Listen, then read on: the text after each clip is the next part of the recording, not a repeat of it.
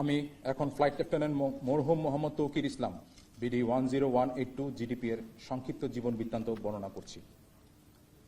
Flight lieutenant Mohammad Tauqir ইসলাম 9 November 1997 তারিখে রাজশাহী জেলার বোয়ালিয়া থানাধীন সপুরা ছয়ঘাটি গ্রামে এক সম্ভ্রান্ত মুসলিম পরিবারে জন্মগ্রহণ করেন।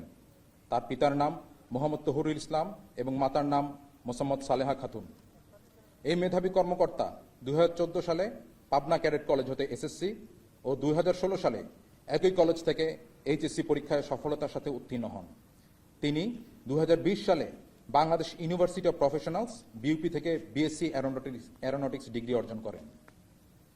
কর্মকর্তা 22 ডিসেম্বর 2016 তারিখে বাংলাদেশ বিমান বাহিনী একাডেমিতে যোগদান করেন এবং সফলতার সাথে প্রশিক্ষণ শেষে 1 ডিসেম্বর 2019 তারিখে জিডিপি শাখায় কমিশন লাভ করেন।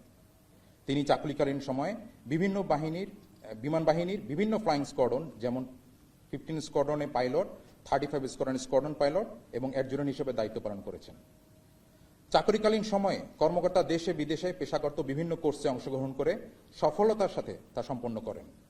তিনি বাংলাদেশ বিমান বাহিনীর 11 স্কোয়াড্রন হতে বেসিক ফ্লাইং ট্রেনিং, 15 স্কোয়াড্রন হতে basic jet and fighter conversion course, aeromedical institute হতে ফিজিওলজিক্যাল ট্রেনিং কোর্স এবং physiological indoctrination course, school of security and intelligence হতে officers basic air intelligence course, Bogura radar unit হতে electronic air warfare course, school of physical fitness হতে watermanship course ও বিমান বাহিনী academy হতে potential flight commander course কৃতিত্বের সাথে সম্পন্ন করেন।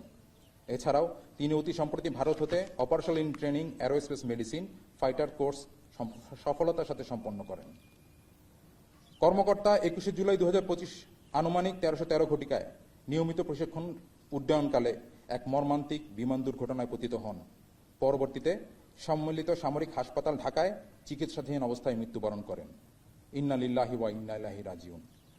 মরহুম কর্মকর্তার কমিশন চাকুরি 5 বছর 7 মাস 21 দিন এবং মৃত্যুকালে তার বয়স হয়েছিল 27 বছর 8 মাস 13 দিন।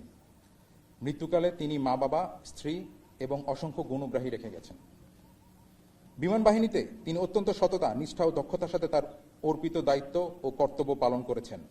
আমরা তার বিদেহী আত্মার মাগফিরাত কামনা করছি এবং মরহুমের শোক সন্তপ্ত পরিবারের প্রতি সমবেদনা জ্ঞাপন করছি।